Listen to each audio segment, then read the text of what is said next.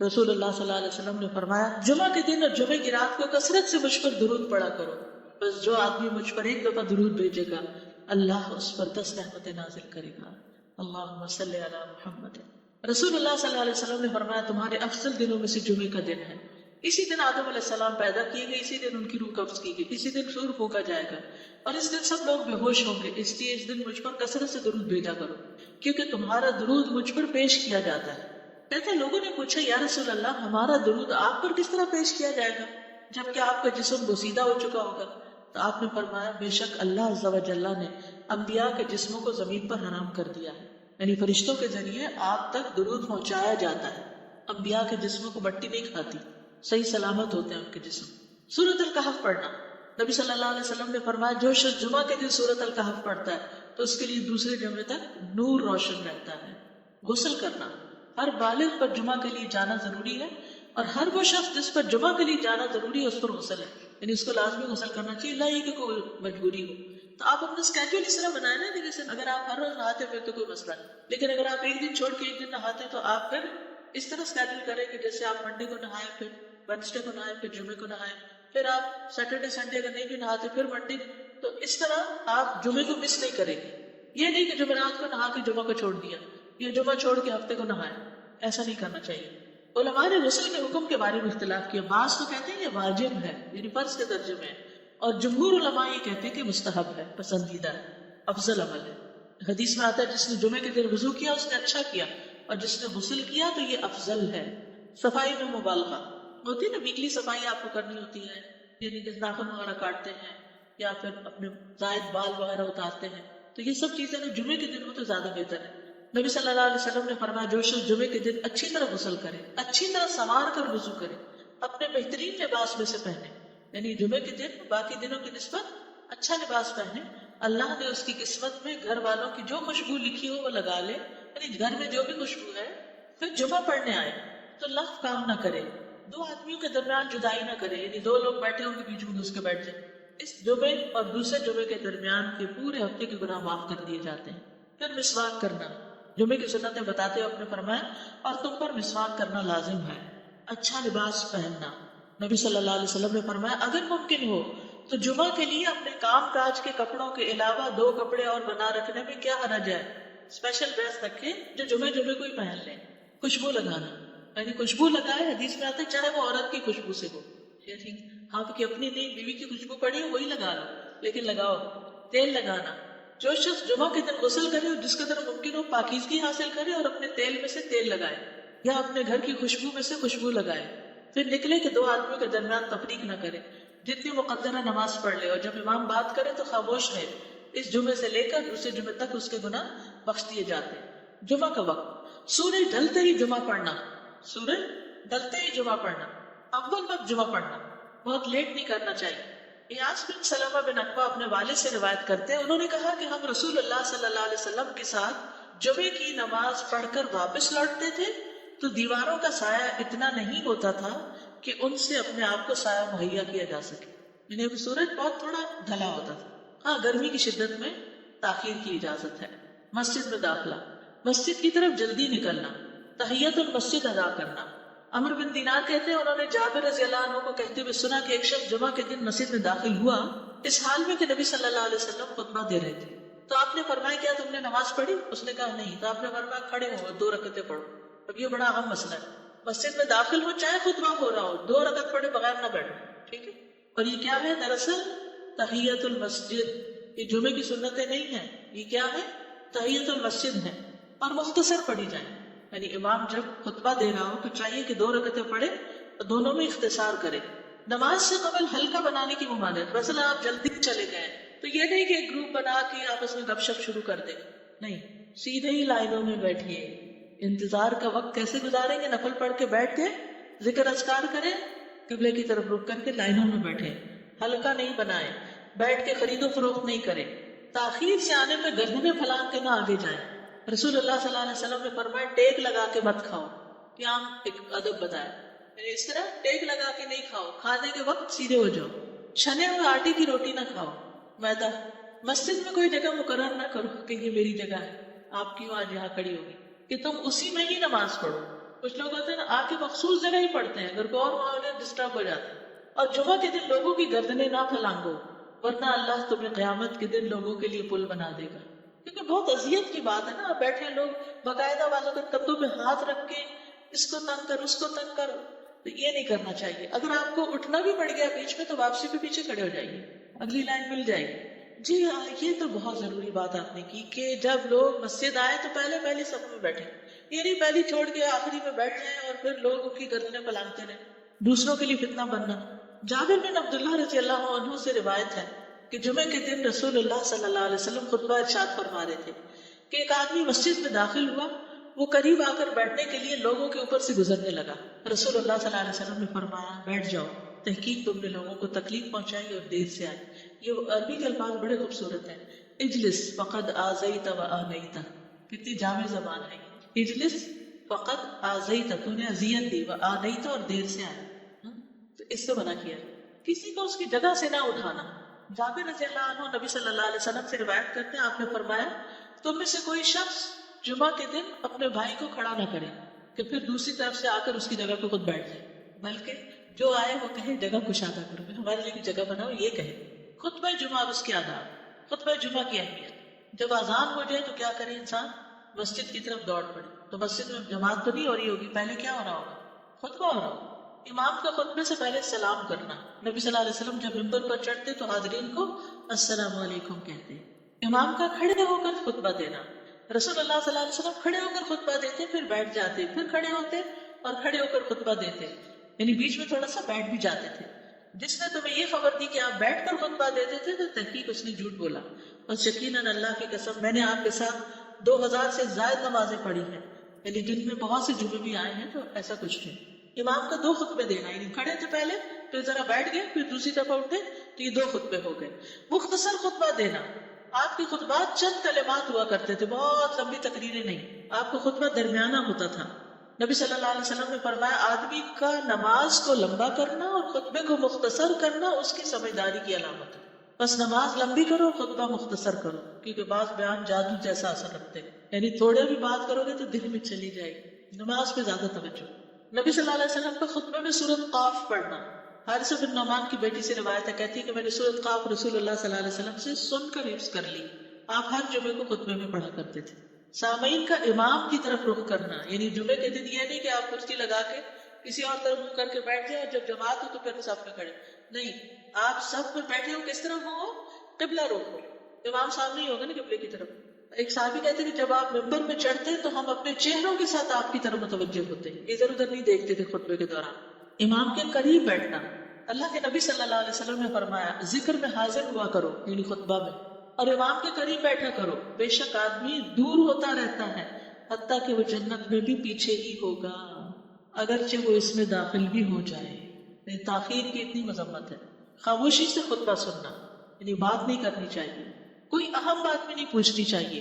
ابن مسعود سے روایت ہے کہ انہوں نے ابی بن کعب سے قرآن کی کسی آیت کے بارے میں سوال کیا جبکہ اللہ کے نبی خطبہ دے رہے تھے، تو انہوں نے اعراض کیا اور کوئی جواب نہ دیا. پھر جب آپ نے نماز پڑھائی تو ابی کہنے لگے تمہارا جمعہ ہی نہیں ہوا. تو ابن مسعود نے رسول اللہ صلی اللہ علیہ وسلم سے پوچھا تو آپ نے فرمایا ابی نے سچ کہا، کوئی بات کرنے کی اجازت نہیں، یہ کہنے کی بھی کہ چپ ہو جاؤ یہ بھی اجازت نہیں. عبداللہ بن مسعود کہتے کہ جب امام جمعہ کے لیے آ گیا پھر تمہارا اپنے ساتھی سے یہ کہنا کہ خاموش رہو لغویت کے لیے کافی، یہ بھی لغو بات ہے. کوئی لغو حرکت نہ کرنا، کنکریوں سے نہ کھیلنا، فون سے نہیں کھیلنا، میسیجز چیک نہیں کرنا، انگلیوں میں انگلیاں ڈال کے پٹاخے نہیں بجانا، گوٹ مار کے نہیں بیٹھنا. گوٹ مار کے کیسے بیٹھتے ہیں؟ گھٹنے اوپر کر کے اور یوں ایسے گھٹنوں کے گرد ہاتھ ڈال کے. کئی دفعہ ایسے نظر آتا ہے کہ خطبے میں لوگ اس طرح بیٹھے ہوتے ہیں کیونکہ پتہ نہیں ہے، یعنی آپ چوکڑی مار سکتے ہیں. آپ سب سے افضل پوزیشن تو یہ ہے کہ جیسے نماز کے اتحیات میں بیٹھتے ہیں، لیکن کچھ لوگ اس طرح بیٹھ نہیں سکتے، چلے کرسی پہ بیٹھے. اگر کرسی نہیں ہے نیچے بیٹھے ہیں تو چوکڑی مار کے بیٹھ جائیں، مگر ٹانگیں اس طرح پیٹ کے ساتھ لگا کے گھٹنوں پہ ہاتھ کو بل دے کے اس طرح نہیں بیٹھے. اگر مجبوری ہے تو وہ اور بات ہے، لیکن یہ کہ بلا وجہ نہیں کرنا چاہیے کیونکہ ادب کے خلاف ہے. اونگ آنے پر جگہ بدلنا. نبی صلی اللہ علیہ وسلم نے فرمایا اگر جمعہ کے دن کسی کو مسجد میں اونگ آنے لگے تو اپنی اس جگہ کو دوسری جگہ سے بدل لے. کہ بعض اوقات ایسا ہوتا ہے نا خطبے کے وقت بڑی سکینت ہوتی ہے اور آخری خطبہ تو آپ نیند میں ہی سنتے ہیں. نماز جمعہ کی رکعت 2 رکعت ہے فرض بس. جمعہ کی نماز 2 رکعتیں ہیں اور ان دونوں میں قرات ہوتی ہے. نبی صلی اللہ علیہ وسلم جمعے میں سب اسم ربک الاعلی اور حل اتاک حدیث الغاشیہ پڑھتے. کبھی جمعہ اور عید اکٹھے ہو جاتے تب بھی دونوں نمازوں میں یہی صورت پڑھتے تھے. ٹھیک ہے. اسی طرح صبح کی نماز میں جمعے کے دن الف لام میم التنزیل اور حل اتی علی الانسان کی قرات کرتے، اور نماز جمعہ میں سورۃ الجمعہ اور منافقین کی تلاوت کرتے. یعنی یہ بھی ملتا ہے. فرض کے بعد 2 رکعت پڑھنا. عبداللہ بن عمر سے روایت ہے، انہوں نے رسول اللہ صلی اللہ علیہ وسلم کی نفل نماز کو بیان کیا اور کہا کہ آپ جمعے کے بعد کوئی نفل نماز نہیں پڑھتے تھے حتیٰ کہ واپس تشریف لے جاتے، پھر اپنے گھر میں 2 رکعت پڑھتے تھے. اب جو لوگ گھر نہیں جاتے تو پھر وہیں پر وہ پڑھ لیتے ہیں، ورنہ آپ صلی اللہ علیہ وسلم اپنی سنتیں وغیرہ گھر میں پڑھتے تھے. اور اسی طرح 4 بھی پڑھی جا سکتی، 2 بھی ہیں 4 بھی ہیں. آپ صلی اللہ علیہ وسلم نے فرمایا جب تم میں سے کوئی جمعہ پڑھ چکے تو اس کے بعد 4 رکعتیں پڑھے، یہ آپ کا حکم ہے. تو جب آپ کا 2 چیزیں ہوتی ہیں سمجھنے کے لیے، ایک آپ کا فعل ہوتا ہے اور ایک آپ کا حکم ہوتا ہے. تو ہمارے لیے کیا ہے جو آپ کا حکم ہو. جمعے کے بعد کوئی اور نماز پڑھنے سے پہلے گفتگو کرنا، یعنی سنت پڑھنے سے پہلے گفتگو کرنا. اسما بن مالک سے مرفوعاً روایت ہے کہ جب تم میں سے کوئی آدمی جمعہ کی نماز پڑھے تو اس کے بعد اس وقت تک کوئی نماز ادا نہ کرے جب تک کسی سے کلام نہ کرے یا اس جگہ سے نکل نہ جائے. پہلے منع تھا، اب کوئی نہ کوئی بات کر لینی چاہیے. نہیں سمجھ آئے؟ یعنی جمعہ پڑھ لیا آپ نے اور پھر کسی سے آپ سلام دعا کر لیں، اس کے بعد سنت پڑھیں یا نفل جو بھی. ٹھیک ہے. اور گھر جانا تو گھر جا کے پڑھیں، اور اگر گھر نہیں جانا کام پہ جانا ہے تو ادھر ہی پڑھ کے چلے. کتنا پیارا ہے ہمارا دین کہ اتنا لمبا بھی چپ کا روزہ نہیں رکھوایا. بالکل. عاصم سے روایت ہے، وہ ابو قلابہ سے نقل کرتے ہیں، میں نے ان کے ساتھ جمعہ کی نماز پڑھی. جب میں نے اپنی نماز پوری کر لی انہوں نے میرے ہاتھ کو پکڑا اور میری جگہ پر کھڑے ہوئے اور مجھے اپنی جگہ پہ کھڑا کیا. وہ جو ہم چینج کرتے ہیں نا جگہ، وہ اس کی بات ہو رہی ہے. یعنی جمعے کے بعد کوئی اور نماز پڑھنے سے پہلے بات بھی کر لینا، جگہ بھی تبدیل کرنا. لیکن اگر کچھ لوگ پہلے سے ہی آپ کی سنتیں شروع کر چکے اور کوئی چینج کرنے والا نہیں تو پھر پڑھ لیجیے. یعنی یہ مستحب اعمال ہے، ان میں ایسا نہیں کہ کوئی گناہ لازم ہو جائے گا، لیکن افضل یہ ہے، افضل سے اجر زیادہ ہو جاتا ہے. جمعہ کے دیگر احکام، 1 رکعت پانے پر بھی جمعہ ادا ہو جاتا ہے. یعنی اگر کسی کو رش مل گیا، پارکنگ نہیں ملی اور 1 رکعت میں بھی پہنچ گیا تو جمعہ ہو گیا. امام سے دعا کا کہنا. انس کہتے ہیں کہ ایک سال نبی صلی اللہ علیہ وسلم کے عہد میں لوگ قحط میں مبتلا ہوئے. جمعہ کے دن میں نبی صلی اللہ علیہ وسلم کے خطبہ پڑھنے کے دوران میں ایک اعرابی کھڑا ہو گیا. کہا یا رسول اللہ، مال تباہ ہو گئے، بچے بھوکے مرنے لگے، اس لیے آپ اللہ سے ہمارے حق میں دعا کیجیے. آپ نے اپنے دونوں ہاتھ اٹھائے. اس وقت آسمان پر بادل کا ایک ٹکڑا بھی نہیں تھا. قسم اس ذات کی جس کے ہاتھ میں میری جان، آپ نے ہاتھ اٹھائے بھی نہیں تھے کہ پہاڑوں کی طرح بادل کے بڑے بڑے ٹکڑے امڑ آئے. یہ معجزہ ہے آپ کا، آپ کی دعا قبول ہو گئی. پھر آپ ممبر سے ابھی اترے نہیں تھے کہ میں نے آپ کی داڑھی پر بارش کے قطروں کو ٹپکتے ہوئے دیکھا. اس دن خوب بارش ہوئی. پھر دوسرے دن، تیسرے، چوتھے، حتیٰ کہ دوسرے جمعے تک سلسلہ جاری رہا. دوسرے جمعے وہی عربی یا کوئی اور کھڑا ہو گیا اور کہا یا رسول اللہ، چھتیں گر گئی، مال ڈوب گیا، اس لیے آپ ہمارے لیے اللہ سے دعا کیجیے. چنانچہ آپ نے اپنے دونوں ہاتھ اٹھائے اور فرمایا اے میرے اللہ، ہمارے ارد گرد برسا، ہم پر نہ برسا. اور بدلی کی جس طرف اشارہ کرتے وہ بدلی ہٹتی جاتی اور مدینہ ایک حوض کی طرح ہو گیا. وادی کنات 1 مہینے تک بہتا رہا. جو شخص بھی کسی علاقے سے آتا تو اس پر بارش کا حال بیان کرتا، جیسے ہوتا ہے نا کوئی فلڈ آ جائے، کچھ ہریکین، تو ہر کوئی موضوع گفتگو ہو جاتا ہے. جمعہ کے بعد قیلولہ کرنا. انس کہتے ہیں کہ ہم لوگ جمعہ کے دن سویرے نکلتے اور جمعہ کی نماز کے بعد قیلولہ کرتے تھے. جمعہ کے بعد کھانا کھانا.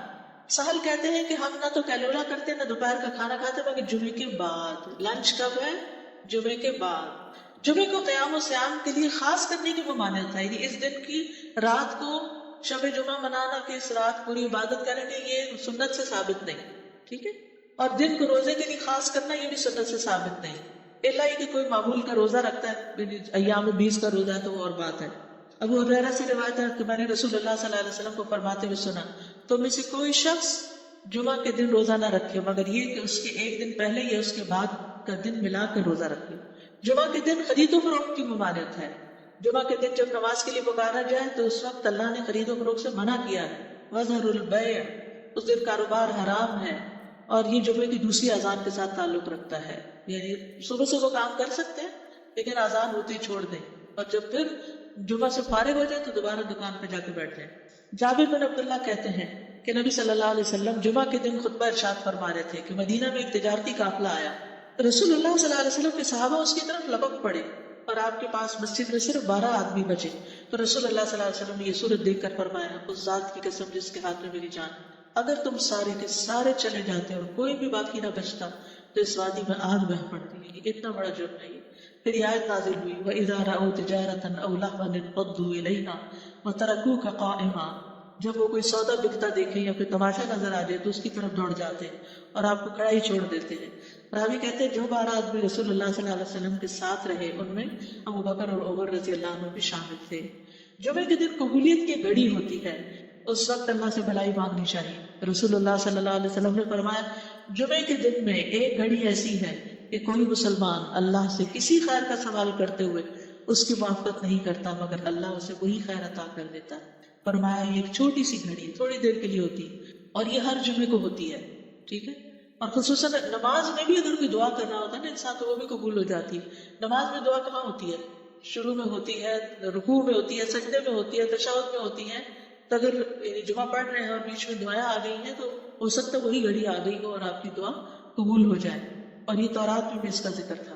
ابو ہریرہ رضی اللہ عنہ کہتے ہیں کہ رسول اللہ صلی اللہ علیہ وسلم نے فرمایا بہترین دن جس میں سورج طلوع ہوتا ہے جمعہ کا دن ہے۔ اس دن میں ایک گھڑی ایسی ہے کہ نماز کی حالت میں اگر کوئی مسلمان بندہ اللہ عز و جل سے کچھ طلب کرے تو وہ اس کو ضرور دیتا ہے۔ کعب نے کہا ایسا سال میں ایک مرتبہ ہوتا ہے؟ تو میں نے کہا نہیں بلکہ ہر جمعہ کو ہوتا ہے۔ کہتے ہیں پھر کعب نے تورات پڑھی تو کہا نبی صلی اللہ علیہ وسلم نے سچ فرمایا۔ ابو ہریرہ رضی اللہ عنہ کہتے ہیں کہ میں بعد میں عبداللہ بن سلام سے ملا اور ان سے اپنی اور کعب کی مجلس کا بتایا تو عبداللہ بن سلام رضی اللہ عنہ نے کہا میں جانتا ہوں وہ گھڑی کب آتی ہے۔ ابو ہریرہ نے کہا مجھے بھی بتائیے۔ انہوں نے کہا وہ جمعہ کے دن میں آخری گھڑی ہے۔ میں نے کہا یہ جمعے کے دن کی آخری گھڑی کیسے ہو سکتی ہے؟ حالانکہ رسول اللہ صلی اللہ علیہ وسلم نے فرمایا جو مسلمان بندہ اس کو نماز پڑھتے ہوئے پائے، اس وقت میں کوئی نماز نہیں پڑھی جاتی۔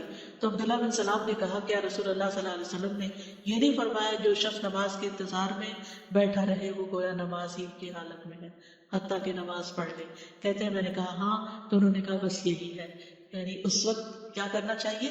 آخری گھڑی میں وضو وغیرہ کر کے مغرب کی نماز کے انتظار میں بیٹھ کے دعائیں کریں، اذان ہو تو نماز پڑھ لیں۔ عصر کے بعد سے مغرب تک کا وقت ہے۔ انس بن مالک سے روایت ہے کہ نبی صلی اللہ علیہ وسلم نے فرمایا جمعہ کے دن اس گھڑی کو جس میں دعا کی قبولیت کی امید کی جاتی ہے عصر سے لے کر سورج ڈوبنے تک کے درمیان تلاش کرو، اور دن کی آخری گھڑی ہے۔ تو اللہ سبحانہ و تعالی ہمیں اس دن کی برکتوں سے فائدہ اٹھانے کی توفیق عطا فرمائے۔